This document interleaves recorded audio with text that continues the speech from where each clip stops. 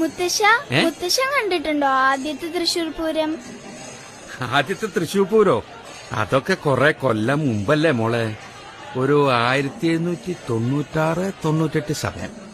അന്ന് തൃശൂരിൽ നിന്നും കുറെ ദേശങ്ങൾ ആറാട്ടുപുഴ പൂരത്തിന് പങ്കെടുക്കാൻ പുറപ്പെട്ടു.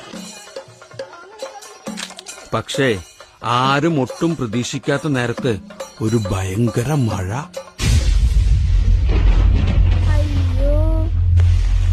മഴ കാരണം നമ്മുടെ തൃശൂർ ദേശക്കാർക്കാണെങ്കിലോ ആറാട്ടുപുഴയിലേക്ക് സമയത്തിന് എത്താനും പറ്റിയില്ല. അതുകൊണ്ട് അന്നത്തെ ആറാട്ടുപുഴ നാടുവാഴികള് തൃശൂർ ദേശങ്ങളെ പൂരത്തുനിന്ന് അങ്ങോട്ട് വിലക്കി. ഒരുപാട് ആശിച്ചു പോയ പൂരത്തിന് പങ്കെടുക്കാൻ പറ്റാത്ത വിഷമം തൃശൂർക്കാർ ഓടി വന്ന് പറഞ്ഞത് അന്നത്തെ കൊച്ചി രാജാവായിരുന്ന രാമവർമ്മ കുഞ്ഞിപ്പിള്ള തമ്പുരാനോടായിരുന്നു.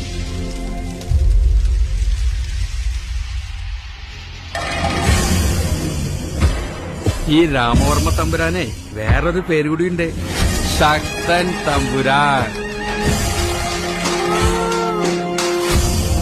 ദേശക്കാരുടെ സങ്കടം കേട്ടിട്ട് തമ്പുരാൻ പറഞ്ഞു, സങ്കടപ്പെടാണ്ടിരിക്കുക, പൂരം ഇനി നമ്മൾ നടത്തും. ഈ ലോകം മുഴുവൻ പൂരം കാണാൻ ഇനി നമ്മുടെ മണ്ണിൽ വരും.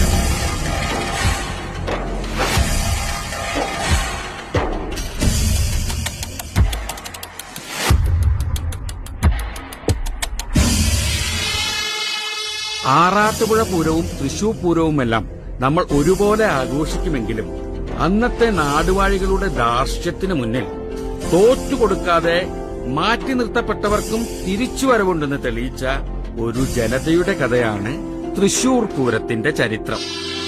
അതിന് നേതൃത്വം കൊടുത്ത മഹാനായ ഒരു രാജാവിന്റെയും കഥ.